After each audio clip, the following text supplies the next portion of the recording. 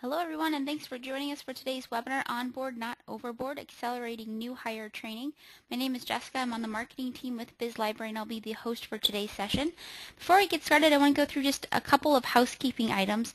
First, what you should see on your screen, on the left-hand side of the screen, this is the webinar viewer, so this is where you'll see the content that we're sharing with you today. On the right-hand side of the screen, this is the control panel, so this is where you can join the audio portion of today's webinar, and you can also communicate with us through the question box. The default mode for the control panel is for it to collapse. If you want to open the control panel back up, simply click the orange box with the white arrow in it, and it'll expand for you. All of today's attendees are in listen-only mode. You can join the audio portion of today's webinar either through the teleconference line, or you can also listen through your speakers. If you're going to listen through your speakers, I recommend either using a pair of headphones or a headset to get the best audio quality. I like to keep these pretty informal, so if you have any questions or discussion points, feel free to send them over through the question box that's located within the control panel. I like to weave the questions in as it relates to what we're discussing in the webinar, and then I'll also leave some time at the end for Q&A. I am recording the webinar today, so I'll make a link to the webinar recording as well as the slides and follow-up information available on our blog after today's session. So that's bizlibrary.com/bizblog. You can also download the slides if you'd like. I put a link to them in the chat panel on the right-hand side of your screen. You should be able to click on the PDF and then you can save it. For those of you that are HR professionals attending, this program has been approved for 1 hour CE credit.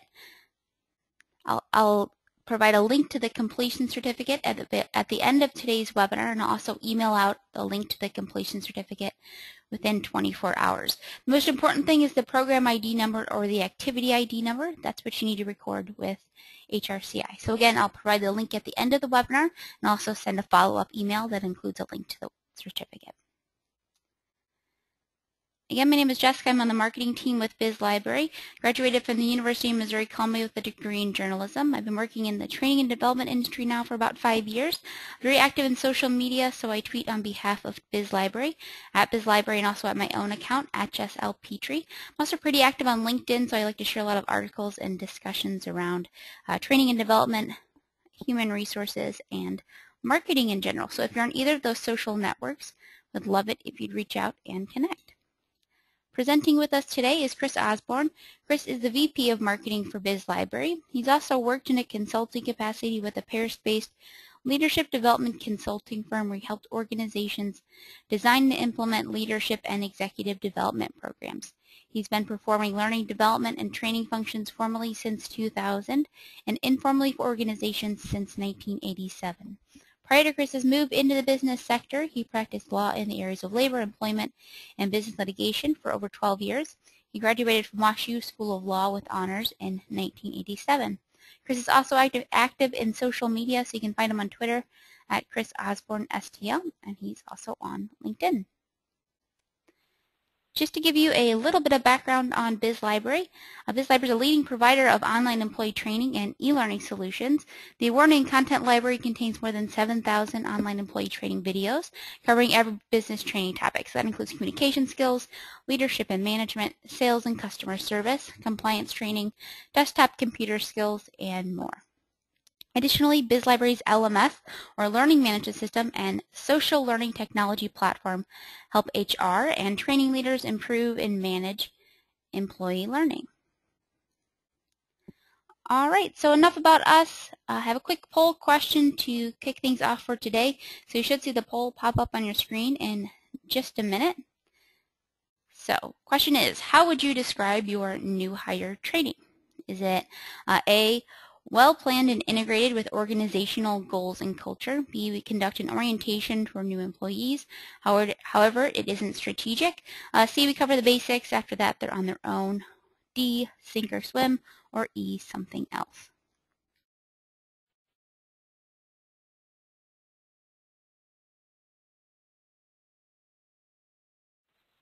Hey there, Jessica. How you doing? Hey, Chris, I'm great. How are you? I am fine today. It's a Thursday. We have another day to go in this lovely week. So anyway. I'm anxious to see how this poll comes out. This is always one of our more engaging webinars. You always have a lot of great participation and lots of questions in this webinar. So I hope today's no exception. Yeah, just to reemphasize that, we like to keep these pretty informal. So if you have any questions, comments, discussion points, thoughts you'd like to share with everyone else, just send those over through the question box that's located within the control panel. I like to weave it in as it relates to what we're discussing, and then I'll also leave some time at the end for Q&A. All right, so it looks like we've got about 78% participation in the poll, so go ahead and close it out. Share the results with everyone. So it looks like we've got 37% say we conduct an orientation for new employees. However, it isn't strategic. 35% said it's well planned and integrated. I'm having a bit of a pronunciation issue today. Sorry about that. Not integrated with the organization goals and culture. 22% say we cover the basics. 6% sink or swim, or 1% something else. Yeah, interesting split, and I don't know that we've had one before with this high a percentage saying that they've got well-planned and integrated programs with organizational goals and culture. So as we go through today's session, a little over a third of the participants in the poll answered that. Let us know if we are providing some helpful tips on things you can do to augment that, or some things that we could add to this webinar that we might have missed, because that's like I said, I think that's the highest percentage we've seen. Interesting poll results today, I think. So should be a fun session. Yep, I agree. So there's 3 high-level things that we hope that you take away from today. So Chris, I'll go ahead and pass it to you. You can get us started with those, and we will keep going. All right. Well, again, thank you all so much for attending today. Jessica, I'm hoping that you see the slide, what you'll learn. Is that right? Yep, good to go. All right, super.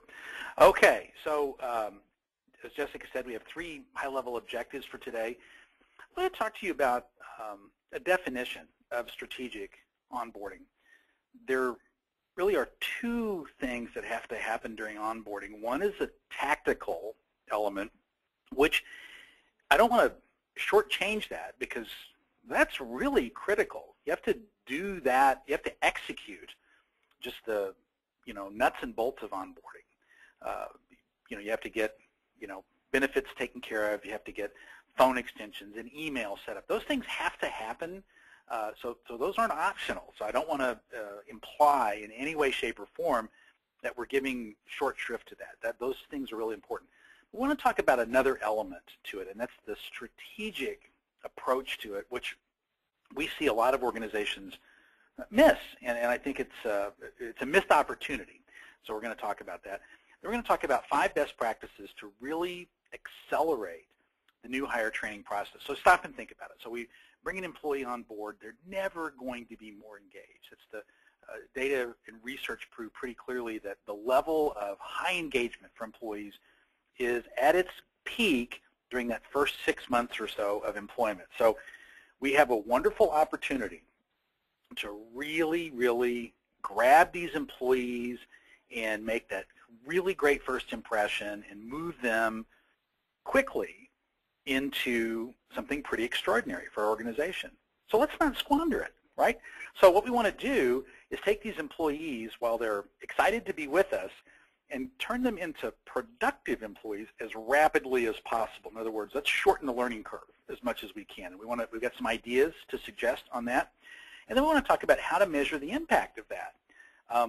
It's kind of hard to improve things we can't measure, and there are some specific things that you can do to look at, or some specific factors you can look at to understand the impact that the best practices we're going to suggest can have on your organization. I love this cartoon. It's welcome to the company.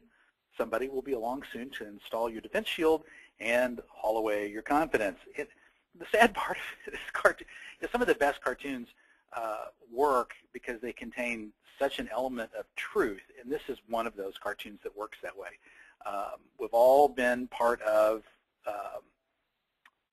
new hire orientation programs that worked that way, and then that's a shame, but so many of them do.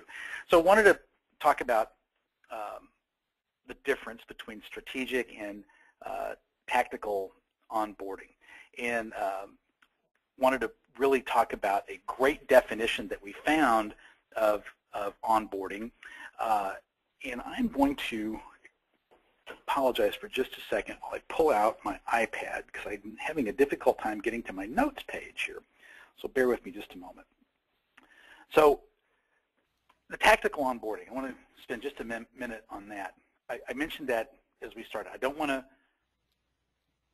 shortchange this, because again, this is really an important piece of the puzzle. Tactical onboarding is really important. We have to get those pieces right.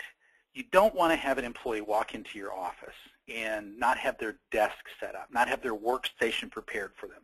You want to make sure that they have their email address assigned to them and their phone extension set up. It is really not a great way for an employee to start and have them sit down and immediately feel like they're an afterthought. That is just a horrific way for an employee to begin their work tenure with you. So don't let that happen. Just don't be that organization. It is just not. It's not where you want. It's not where you want things to be. Jessica, for just a brief moment here, I'm going to pause sharing my screen so I can make an adjustment on my second screen here for just a second. So bear with me, everybody, here. I'll be right back with you there. Okay, Jessica, I'm ready to take the ball back. Apologize about that, everybody. There we go. All right, now I can see everything I want to see. So we want to make sure that you understand, that the strategic portion of this carries equal weight with the tactical piece. So that you got to make sure that that's done well. So what is strategic onboarding? We found a wonderful term, and I really love the way this works in this context. Strategic onboarding can be thought of as organizational socialization. And when I first saw that term applied in this context, I thought, wow, what a great way to think about it, because I'd never thought about it that way. I just never, ever really thought about it that way. It just never dawned on me that that's really what it's about. But when you think about what the term really entails, I love this quote. This is from Bauer and Erdorgan from the APA Handbook of Industrial and Organizational Psychology. So those of you that have those degrees are probably familiar with that textbook. But onboarding, also known as organizational socialization, refers to the mechanism through which new employees acquire the necessary knowledge, skills, and behaviors to become effective organizational members and insiders. And think about the various elements of this definition. They acquire the needed or necessary knowledge, skills, and behaviors. So that's the training and development piece of it, right? But I love this last piece too, to become effective organizational members and insiders. So they become one of us. It's not the new guy or the new lady and down the hall, or they become us, part of us. And that's the whole idea, right? And the trick is to shorten that time. We don't want it to last 6 months or 5 months or a year, or sometimes it seems to take that long to really bring somebody into an organization. And then you run into the challenge that a lot of organizations have today, socializing remote employees. It's really hard to do. So how do you do that in today's work world? So this is a really important challenge that we have to think through carefully and work our way through carefully and think about how to do it given the tools and challenges. The two pieces kind of go together, don't they, to make this work. But I just love this definition. It's just such a great way to think about it. Organizational socialization.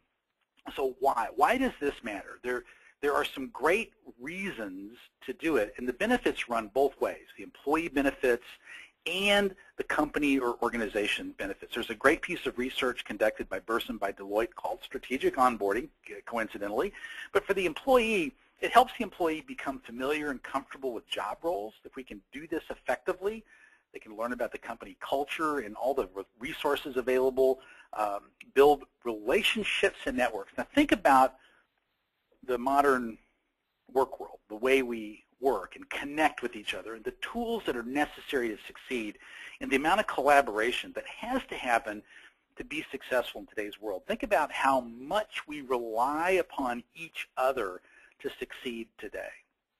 I can't do anything and be successful here at BizLibrary without the collaborative relationships that I have with the members of my team and other members of the leadership team here. It's impossible. It just simply can't happen. And so for me to have started here and not built relationships and a network that I could count on and rely upon, it would have been a complete failure.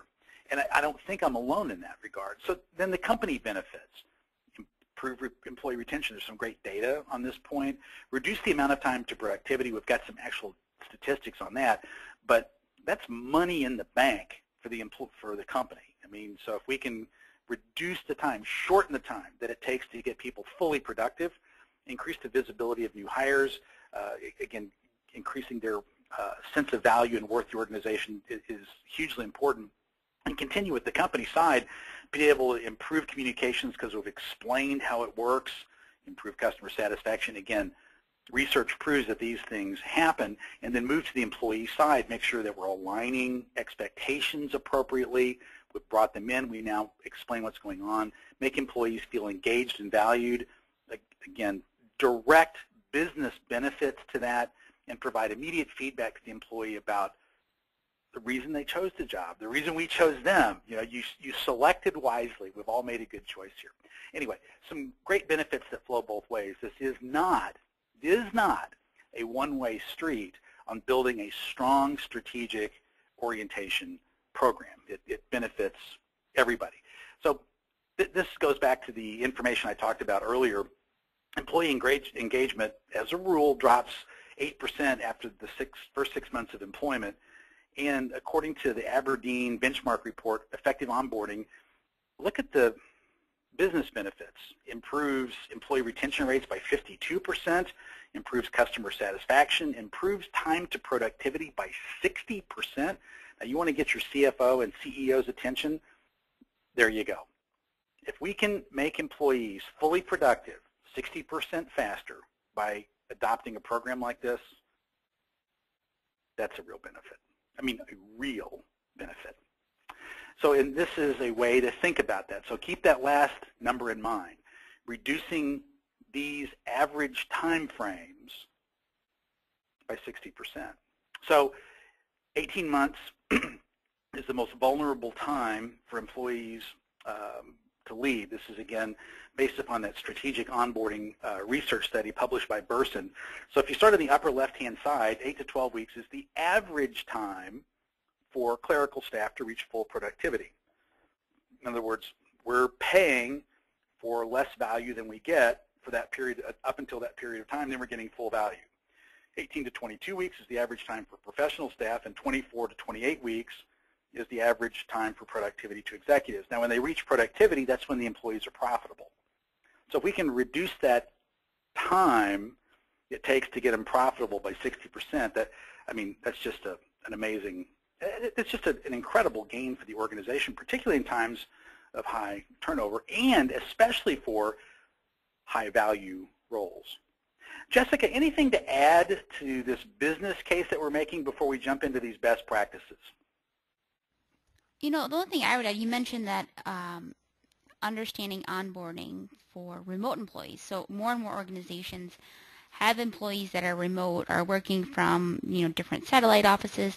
So how do you really get to instill the culture, the values with people that aren't there all the time? So coming from someone that works remotely, I think that it's really important to have if you can, like a 1 week at least, if you're coming onto the job new, to spend some time at your headquarters, right, or office, so you can at least go to lunch with people and get a feel for who they are. Having other tools in place like, web conferencing, video, enterprise social networks can only add to that, but it can be really difficult. We bring on a lot of new hires, and it's hard for me to really get to know them if we didn't have the tools that we have in place. So I think that's another important aspect of it, making sure that you have the resources and tools needed to make sure that you're able to bring your employees on board effectively. Yeah, I couldn't agree more. And, Jessica and I are both very visual people, so we use our webcams a lot to communicate. That's another, I think, extremely important tool to use with remote employees. It's when you keep people as an abstraction, they become abstract. Like I said, I'm very visual. I do really well when I can see people and interact with them. And, I've teased Jessica before about, she should never play poker for a living because every thought that she has is expressed on her face. But it's an important part of our communication to talk to each other and bounce ideas back and forth. And I can always tell when I'm talking to her and looking at her when I pitch an idea or have something that's not a good idea. She can't help herself. She cringes. She does.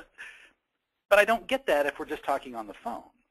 And so the relationship that we have is much more aligned and in tune. It's much more real. It's much more personal. And in the end, it becomes more professional and much more productive. So I mentioned earlier, we have the tools that also coincide with the challenges. We are able to work remotely because we have these wonderful tools that allow us to do so. So we have to manage the challenges, accept that they're going to happen, and likewise, we have to take advantage of these wonderful tools to bring our remote employees closer to us in every way we can. And you're going to have to find a way to incorporate these tools into your strategic onboarding to make sure that your remote employees are not left out. It's just, again, going back to that idea of organizational socialization. It's just a really important piece of this. Okay, so here you go. Here are the 5 best practices. Now, you might not think of all of these as necessarily onboarding, but each one of these pieces relate directly to getting employees up, running, and moving as productive employees as quickly as possible within your organization. 1, plan ahead, and we're going to give you some very specific pieces of that in just a moment. Integrating company goals and culture into the process. Outlining expectation, goals, and success criteria for each employee. We can do pretty well when we know what's expected of us, but it's hard to be successful when nobody's told us what that looks like. Utilize technology and online training. Again, you can do an enormous amount of great work if you will step back and use the right tools at the right time for the right things. And last but not least, you have to involve the managers and involve them early and involve them in a very significant way to make onboarding effective. All right, so let's go through each one of these. Planning ahead. You have to really have a good handle on the future needs of your organization. Now, I'm not saying that you need to know exactly what your organization is going to need in 3 years or 5 years. To be perfectly honest, that's impossible, particularly in today's marketplace. We don't know what job. There are going to be jobs. There will be jobs in your organization that are going to be important 3 to 5 years from now that likely don't exist today. There are jobs in our organization here at BizLibrary that didn't exist 3 years ago, and they're mission critical to our success today. The market's changing. Businesses are changing. The way we interact with each other are changing. So don't worry about looking that far ahead. Think 6, 9, 12 months ahead. Think about where you want to be as an organization in 12 months. That's the future as far out as you really can realistically think. And what are our gaps? And when I'm talking about gaps, where are your talent gaps? Here's where we are, and here's where we want to be. So here's our current state of performance as an organization and talent, and here's our desired state. What's the gap? Okay, so how do we fill that? And use behavior-based interviewing as you're bringing people into the organization so you can begin to get an understanding of how people think. And last but not least, hire for character and culture fit. I'm not always a big fan of the whole good to great thinking and writing. There's a range of reasons. I could do a whole webinar on that, but I do have to tip my hat and give credit where credit is due. There's a piece of that book and a piece of that writing that I think is really, really valuable and very important. And that's the whole idea of, getting the right people on the bus, and that's the first step. And then you get the right people into the right seat on the bus, and you do that by hiring for character and fit. We had a really wonderful speaker at our annual client conference, not this year, but last year. His name was Larry Broughton. This is a picture of Larry actually from the speech. Larry is the CEO of Broughton Hotels, an absolutely dynamic speaker, and he talked about how to build high-performing teams. And I love this. A good attitude won't guarantee victory, but a bad one will guarantee defeat. And he really brought home, at least for me, the power of hiring for attitude. He really talked about, being the key to building, elite teams is selecting team members, hiring them for their attitude, not for their experience. And he said 3 things were really critical when you're looking at attitude, and that is motivation. What drives people to do what they're doing? Is it consistent with what you're needing in your organization? Integrity. Are these people, are they going to do what they say they're going to do? Are they going to deliver what they say they're going to deliver? And capacity. Can they learn? Can they grow? Are these employees that can grow with you and help your organization grow? So motivation, integrity, capacity. So he was just saying find great people with great attitudes and the capacity to do great things, and then hire them. Get them on your team, and then worry about finding the right things for them to do. It was an exhilarating speech. He was if you ever get a chance to see him speak, please do. He's just absolutely wonderful. But I just thought that was a great way to think about that: motivation, integrity, capacity. And over the course of my career, I will tell you that the best experiences I've had as an employee have been when I've matched my attitude, so to speak, sort of my values, the way I'm wired, with the culture of the organization that I'm in. BizLibrary is a great illustration for it. I was brought in here as the VP of Marketing, but I guarantee you the job that I am doing today is quite a bit different than the job that I started doing. We've changed it quite a bit. Jessica's job that she's doing with me today is radically different than the job she was hired to do. She's the right person on the bus. Now we've got her in the right seat. So that's another example. Jessica, anything to add? I know you were present with Larry's speech, and I know you enjoyed it as much as me. Anything to add to that?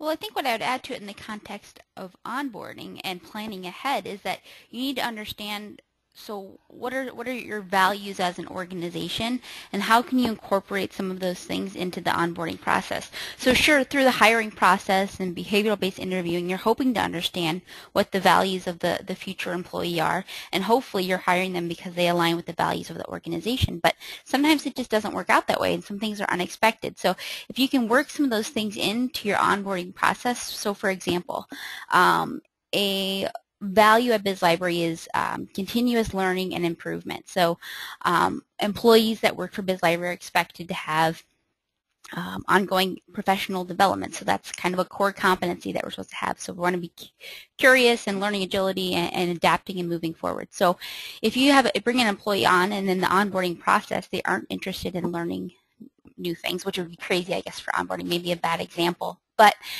I think you can understand what I'm saying. So how can you incorporate some of those core values? So maybe customer service is one of your core values, the way that you do customer service. Incorporate those into the onboarding process so you can make sure that it's the right fit, both for you and for the employees, so you're not wasting each other's time. Well, Jessica, that wasn't a bad example at all. I think it was actually a really good example, which is why I forwarded this slide, because you're speaking exactly to it. So what are your company goals and culture? What is it that makes your company unique? And for Jessica's exactly right. That's a key cultural anchor or value for us, and that does tie to what we're looking at. We are constantly looking for ways to, we're really about continuous improvement. And we have this little saying around here, smarter every Friday. So it's not like we're trying to be smarter in big leaps. We're trying to be incrementally smarter each week. And that's sort of our company mission. That's what we're about. And we extend that beyond our company to our clients. We're helping our clients be a little smarter every Friday as well. So when we bring employees on board, we want to make sure that they understand their impact in delivering that mission to our customers and our clients. That's an important part of that. And part of the other thing that you want to make sure that you can communicate to clients, to your employees during the onboarding, is a big part of every organization's culture is the flow of information and learning through your organization. Again, it's a little easier here because that's such a core part of what we do, but organizations have a very definite and defined flow of information. Sometimes it's very formal. We communicate through email and newsletters, and the executives will speak to the organization once a month. But a lot of information has an informal flow. Think about employees throughout your company that you would describe as go-to employees. There's probably a go-to sales rep that if people have a question about, well, why do we pitch our product this way? And they'll say, well, go ask Tom. He knows. He can tell you why we've changed it. And Tom can say, well, yeah, we've changed it because it didn't work. We've run into these challenges because these competitors. He's a go-to employee. So who are your go-to employees throughout your organization, those sort of informal leaders? And information flows through those employees because people come to them and ask them questions. So it's a really important thing to communicate to new hires as well. So you can say, hey, if you have a question about customer service, go see, Lauren or Mark. If you have a question about marketing, Jessica is a great person to talk to because she knows where everything is. Or if you have a question, whoever they are, that's an important piece of your organization's culture. I think it's one that we don't always appreciate, but it's one that is certainly there and one that's certainly important. We also want to help people during the onboarding. This is a big piece of this flow, is help people build a social network. This is another part of onboarding that I don't think organizations do very well. And I love this statistic that Jessica included on this slide. 60% of managers who fail to onboard successfully cite the failure to establish effective working relationships as a primary reason. Now think about that for just a second. Now, I am absolutely confident that just about every organization represented on today's call makes a point of introducing new employees to other new employees. And we probably do a pretty good job of it. Take everybody around. Hi, this is Chris. He's the VP of Marketing. Hi, this is. We do that. Okay. What do we do beyond that? A simple introduction is really only that. That's the first piece of it. We need to help make that connection more valuable to the new employees and frankly to the existing employees too, so everybody understands the value that both parties might bring. One of the things that we've learned here at BizLibrary, and we learned it truthfully by messing it up for so long, is to set aside 15 to 30 minutes for new employees to sit down with key employees so that we can talk to the new employees and say, here's what we do, here's how we fit in to the broader organization, and here's how I am connected to what your team does. So we begin to create the framework for a professional relationship, a network, a social network within the organization for that employee to be successful, so they know who they can go to about different things. We also, here at BizLibrary, use an enterprise social networking tool, which is extremely valuable and I would say necessary given the number of remote employees that we have. I think that's a kind of a no-brainer for organizations that have remote workforce. Jessica, I see the questions are starting to come in a little bit. Would this be a good time to take them before we get to the next best practice? Nope, we'll keep moving, Chris. Okay. All right. I know I should trust you on that. I just wanted to make sure I took a breath and gave you a chance to ask if you needed to. All right. So the next of the best practices is to set expectations, clarify expectations and goals.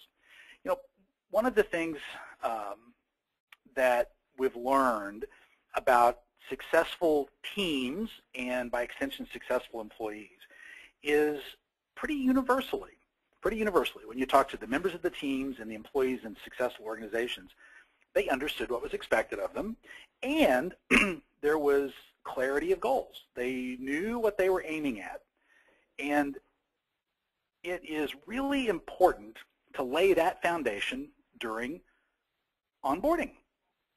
Okay, so here's what we expect of you. We need you to do these 3 things or whatever it is, and here's how we're going to measure your success. So you answer 2 questions. Here's what success is going to look like in your job, and here's how we're going to know it. Here's how we're going to measure it. You know, adults do great things, when you can explain why you need things to happen. In other words, give them the underlying reason, give them the purpose for their job, and then explain what you expect of them and give them a goal. It is astounding. People are incredibly self-sufficient. They can make smart decisions.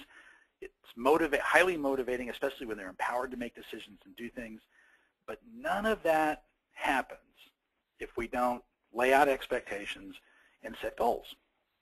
And the goals don't have to be complicated. They can be fairly simple. They can be team goals. In fact, I'm a big believer in setting team goals. It does a whole range of things, I think, that are real positive. It creates a lot more collaboration. It forces teams to work in a collaborative manner to achieve the goal. We become very dependent upon one another for success, as opposed to pitting people, every man for himself, sort of thing. We become dependent upon one another. It kind of encourages collaboration, which I think is an extremely important piece of it. But anyway, that's just my own professional opinion, and I truthfully think it works. But set these goals. And as you begin to think through carefully how this is going to work going forward from onboarding, make sure you have a clear understanding of the learning style and preferences of the employees as you're onboarding them. I tend to be a very visual learner. Jessica, likewise, is very visual. However, the way we get at visual learning tends to be a little bit different. I really like to have meaty text to absorb and think about and read. I'll look at visual information in conjunction with that. Jessica's going to be drawn to very visual elements first, and then she'll dive into the text. Again, not bad, not good. It's just preferences. It's personal. It doesn't mean that either is superior or better, and Jessica and I, by the way, are both drawn to very, very similar topics, but we get at them in very different ways.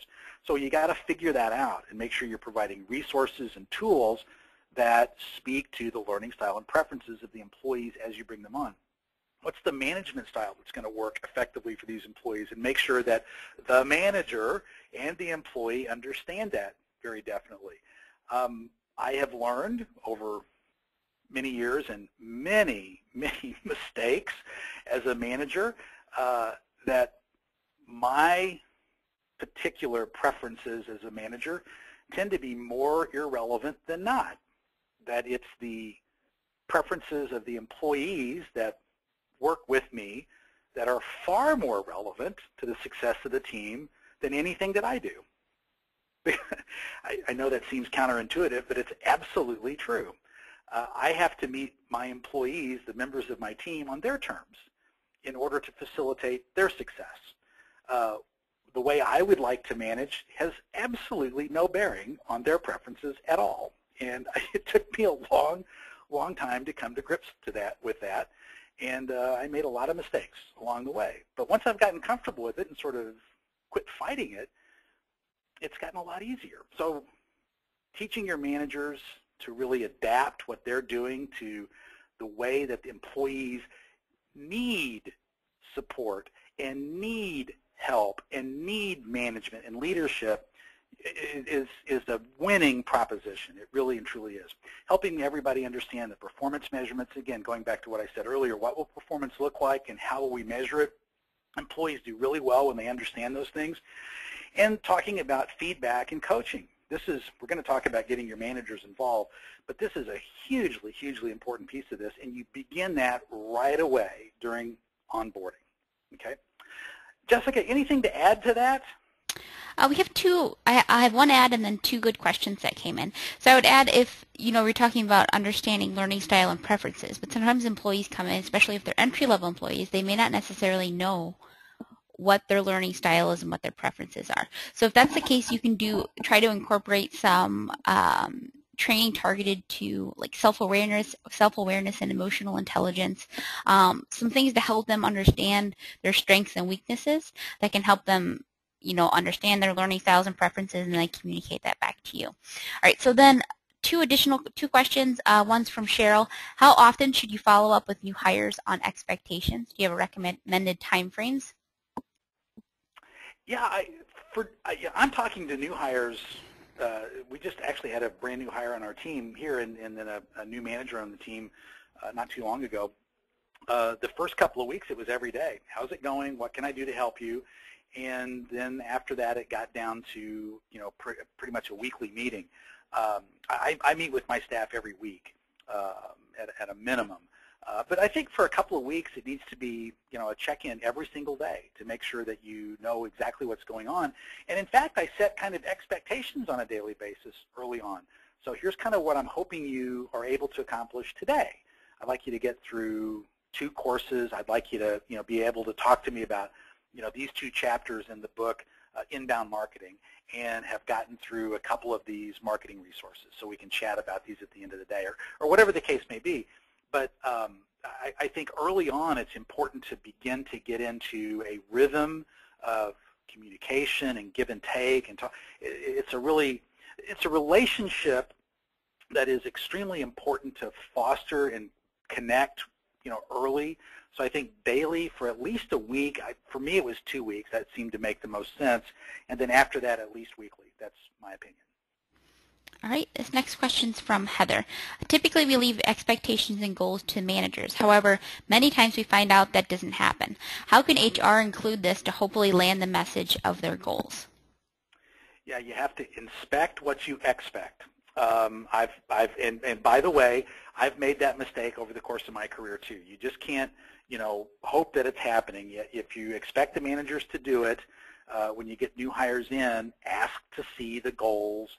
Ask the managers to provide you confirmation that they actually have set expectations and had that meeting. That's the only way to do it. You have to hold your managers accountable for it. It is important. And explain to the managers what's in it for them. We know it's important for the employees, but to really get your managers to buy in, and we'll get to this in a little more detail in just a minute, you really need to explain how it benefits the manager. And if you can do that, you're taking a huge step forward in getting that cooperation. All right. Okay, let's move on because I do want to, Jessica, remind me to come back to that when we get to the manager buy-in, okay? Yep. All right. So then the 4th of the 5 best practices is technology and training. We've mentioned the technology tools in terms of social network and enterprise networking tools. So I'm not going to return to that, but I do want to talk about technology training delivery. This can be hugely powerful and extremely helpful. Now, if you step back and think about it for just a minute, there are 9 or 10 kind of foundational skills that every organization is going to have to deliver training on. Sales, customer service, compliance, manager, supervisor, leadership, desktop computing, IT. I mean, we could probably come up with 13 or 15 if we really sat down and thought about it. In order to lay that foundation, there isn't any reason to try to reinvent the wheel on that. nor is there any reason to burn a lot of time and energy on your part or on your new hire's part delivering training where training isn't needed. Some of your employees are going to come to you in a wide diversity of mastery and knowledge on a lot of these basic skills. Using technology-based training, online training, to deliver those basic bits of content will allow your employees to sort of self-direct themselves to learning gaps and knowledge gaps. Again, going back to expectations, here's where we need you, and I need you at this level of mastery within 30 days, okay? And here's the resources to get you there, kind of setting it up that way. So there's a whole range of ways to get that. So identify the learning resources and the content necessary to get your employees to the right levels of mastery given their job roles. Use a blend of off-the-shelf and, when necessary, custom content. The custom content that you need should relate to things that are specific to your organization. I love the idea of custom videos, like greetings from department heads or the president of your organization. That stuff is fantastic. Think about how you're going to deliver these resources to employees too. Again, going back to the idea of remote employees, it's going to be almost impossible and costly too to bring all of your remote employees into the office every time you need to do training. So a technology platform can make a big difference. And the reality of the world today, mobile. You have to be able to get content to people on mobile devices, phones and tablets. It's just the device of choice for so many of us. So think about that, take that into consideration, have that as a part of your content and technology strategy.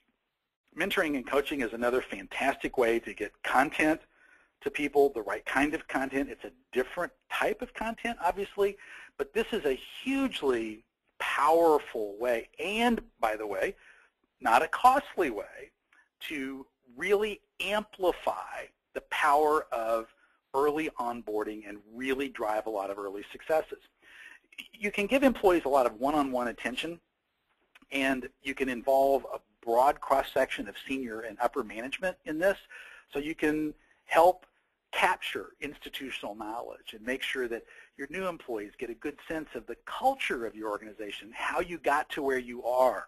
And it's just a wonderful way to share sort of the oral history of an organization, to have, you know, senior managers and leaders share information. It's just a fantastic way to do it. It's also a great way to get employees, new employees, exposure across functions. So your new sales employees could have some time working with and have being mentored by somebody in marketing or customer service. Anyway, it's a great way to really begin to plant the seeds of a much more strategic approach to work. And of course, as you're working your way through all of this, you have to make sure you're thinking carefully. I mentioned this earlier, the correct level of mastery required for success in every job role. Now, if you think about competencies, sort of there are 3 different levels of competencies. Now, you may not have thought about them quite this way. This is a great way to think about it. Sort of there's core competencies. Every organization has them, and we all need them. Sort of industry competencies and our organizational cultural competencies. These are things that are common to everybody in our company. So if you're in banking, everybody that works in your bank or your financial institution needs to have some baseline knowledge of the industry, right? And then there's some cultural things that are specific to your financial institution. Then there's job family competencies, and this has to do with the specific business discipline you work in. Are you in HR? Are you in operations? Are you in accounting? Are you in marketing? Are you in sales? Okay? So for each of those job families, we need certain critical competencies in order to function. And then job role by job role, we need different levels of mastery of those job family competencies in order to function effectively. Okay? So as the VP of marketing, I need a different level of mastery than our marketing automation specialist, than our marketing specialist for web marketing, for instance. Okay? Jessica, am I explaining that effectively? Sometimes I get a little too convoluted when I go through this. No, I think it's clear, Chris. Okay, thank you. And actually, I should let you just keep talking because you explained these next 3 slides much more clearly than I do. If you don't mind taking us through these, I'd really appreciate it. Yeah, so here's an example of a new hire learning plan, or you could call it like a certification, whichever is in line with your organization lingo or your vocabulary. So this is an example of one from one of our clients. So a lot of times you have the problem with consistencies. So maybe you have multiple trainers, you have different people that are serving as mentors or coaches. So how do you make sure that your new hires are getting consistent messaging and training when they come on board? So there's some things that you can automate. So Krista talked a little bit about bringing technology in and some off-the-shelf content to help distribute that, but you can also distribute some of your own custom content. So you can consider having things like, how do you log in? You could create a short video from your CEO or the president of your organization about how happy they are to have them on board, why training and development is so important to the organization and for new employees to participate in. So those can be some great things to include as well. The other thing about, if you think about the last time that you were a new hire, one of the things that's most unnerving is that you're totally dependent on other people for doing things that you want to do. So you come in, you're super excited, you're like, I'm going to do awesome at this job, and now you just have to sit there and wait for someone to tell you what to do. So by giving them something that they can access on demand and give them something they can do that's self-paced, they can feel like they're actually achieving something and that they're actually being productive. And then at the same time, they actually are. So they're actually learning something. So it's kind of twofold. So you're able to deliver that consistency, and you're also building in some confidence and giving that employee something they can do on their own that's self-paced and on demand. So again, these are just some examples of some ways that you could break it up. So you could have a welcome and introduction. You can incorporate some of your compliance training. So why recreate the wheel if you don't have to? If there's a good off-the-shelf training course that'll work for your sexual harassment, or maybe everyone does ethics, why not incorporate that and deliver it from a learning platform? And then you can also do things like Microsoft Office Essentials, desktop computer skills. There's no need to wait for a whole group of new hires to come in to do Office training. So why not just do it in a way that's more cost effective and time efficient? So that's just an idea. I'll have some other recommended resources at the end of the webinar, but that's just to give you kind of an overview. And then you continue that on. So maybe the next step is, so you have a new hire learning plan. So once they're on board and they're up to productivity, you could create a new certification. So maybe this is the next step based on their goals and the role that they're moving into. Yeah, great stuff. Great stuff. So we mentioned earlier how critical the manager's role is, and this is ultimately going to be one of the central pieces of success to make your new hire onboarding really sing. And I mentioned earlier, one of the keys to get your new managers engaged is to explain what's in it for them. What does the manager gain? Well, the manager gains an employee who gets up to full productivity faster. In other words, the manager has to do hand-holding and, training and mentor less time. They have a fully productive team faster if they will embrace this. So you have to make sure the manager understands how to communicate effectively and coach to performance expectations. The manager has to understand how valuable regular feedback is. And the manager has to understand the mechanics of and the tools to foster true employee engagement. Now, if you can do those things and prove to the managers that there's value in it for them, you are really moving the needle. So that's really a critically important piece of this puzzle. And if you want clues about employee engagement and want to really have something to hand off to your managers, Gallup publishes a study each year called The State of the American Workplace that gives some great information. And then measuring the impact, here are some clues that are great ways to begin to sort of measure. Here's where we are today, and as you begin to get your new hire orientation program improved, these are some areas where you might see some impact. So measure where you are today and begin to look at these things. Productivity, time to productivity for employees, employee retention, employee and customer satisfaction. I mean, there are probably other key performance indicators throughout your organization that you can use. These are just some ideas. Again, just what are you currently doing to measure your organization's success? Here are some ways to get at this. You're going to have access to these slides, so this is going to give you some impact, whether it's a direct or indirect measure, and some of the suggested metrics. We got 3 slides full of suggestions for you here. You're going to be able to download these, so it doesn't make a lot of sense for me to dive into these, but there's some fantastic suggestions for you here, so just a really great way to do this. So hopefully some key takeaways for you today before I turn this back over to Jessica. Or Jessica, if you want to take it and I can walk through this, this would be great. Just want to make sure that you understand that onboarding and new hire training really should be treated as a strategic initiative for your organization. It's not something that should be dealt with lightly. It's really good for your bottom line. It's going to improve your bottom line. And the 5 best practices are planning ahead, integrating your company's goals and culture.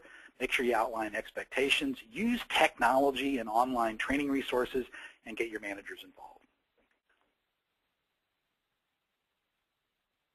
All right, so we have a few questions in. Keep them coming in through the question panel on the right-hand side of your screen. Like I said, I have a couple of recommended resources for today's attendees. This first one is called Cutting Edge Success at Work, Building Employability Skills. So this one's really targeted to your entry-level employees, maybe someone's coming off of an internship, or this may be they're coming straight out of college. So there's 4 or 5 courses that are included within this specific series, but it's really good. It's informal. It's something that I think a lot of new and younger employees will relate to. So a great series to consider for your new hire entry-level employees, and super simple takeaways that they can, again, relate to. This other one is creating great business video, the new learner. So if you can get good at creating video, you can do a ton of things. So I mentioned earlier creating a video from your CEO talking about the importance of training and development at your organization. You could create something that's seasonal about getting people aware of the training and development opportunities that are in front of them. You can do a ton of stuff. So this is a series that was developed by BizLibrary. I think it's like 12 videos within it, but it's a good one, and it could be great for the future of your training and development program as well. All right, 2 other recommendations. These are desktop computer skills courses. So there's a ton. I just grabbed 2 that I think are most relevant. So Microsoft Outlook 2010, Organizing Tasks, and then we also have stuff for Office 2013 as well. So all of the courses that I recommended are included in the BizLibrary collection. There's more than 7,000 videos and e-learning courses, covers more than 25 topic areas, and it's set up to where your employees can have unlimited access. So if you want to try out any of the courses that I recommended, just let me know. I'll put a quick poll up. I'll leave it up throughout the questions that we get in today, and you can do a free 30-day trial of any of the resources. All right, so questions. All right, so question we got from Matt. Are there any particular coaching models you recommend for coaching new employees on job skills? So like Grow model, Pesos. There's so many models out there. I don't recommend any specific one, Matt. It's great that you use a model. I think that's the first thing. And the trick is to use a model that fits your organizational culture and needs. I think Jessica mentioned in the chat that we happen to use Grow here. It's neither the greatest model nor the worst model. There's a lot of really good models. The key to whichever model you use is to make sure that you're developing the coaching skills necessary to effectively execute the model. Make sure that your managers or coaches have access to emotional intelligence training, good listening skills training, like courageous conversations training. Those would be 3 pieces, I think, that are really important. I think making sure they understand performance improvement and how to improve performance. Those 4 areas are going to be really helpful no matter the model. The models are a structure, and they typically involve all the models, regardless of which one you do.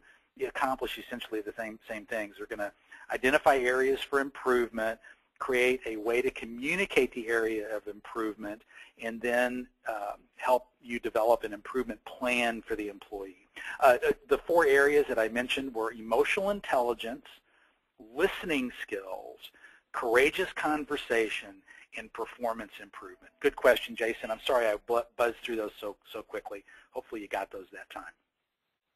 All right, I think we have time for one more question. This one's from Tracy. So how do you determine who a mentor should be for a new hire? Well, I wish I had a magic formula for that. You typically want to find somebody that is more knowledgeable in their specific area, and it should not be somebody that is in their direct reporting chain. Those would be the two things that I would strongly recommend. I know we're not supposed to talk about gender things, but it usually works best if the mentor-mentee is of the same gender. There are just things that happen at work where having that gender comfort can help. And mentors typically are more about career guidance and career help, so there's some comfort level that can be gained from that. And again, that's just from personal and professional experience over many years helping organizations set up mentoring programs. That isn't a universal rule, by the way, and it's probably something you should ask the mentee before you set up the program. But that would be those would be my suggestions in terms of assigning a mentor. All right, great question today. I feel like we went through a ton of content, so hopefully you aren't overloaded. For those of you that are attending for HRCI credit, I put a link to the certificate in the chat panel on the right-hand side of your screen. Just a reminder, I'll also send a follow-up email. You should receive that in your inbox around 4 p.m. Central Time today. So in that email, you'll receive a link to the webinar recording, as well as the slides and the completion certificate. See next week's webinar. So we have one on Tuesday, 5 barriers to effective training programs and how to crush them, and then one on Thursday on succession planning. So all of our upcoming webinars are on our website at bizlibrary.com. They're free to attend and HRCI approved. So hope you'll consider joining us for a future session. Again, thanks for all the great questions today. Thanks for attending the webinar with us, and thanks, Chris, for presenting. My pleasure, and thank you all for spending a little time with us today. We really appreciate it.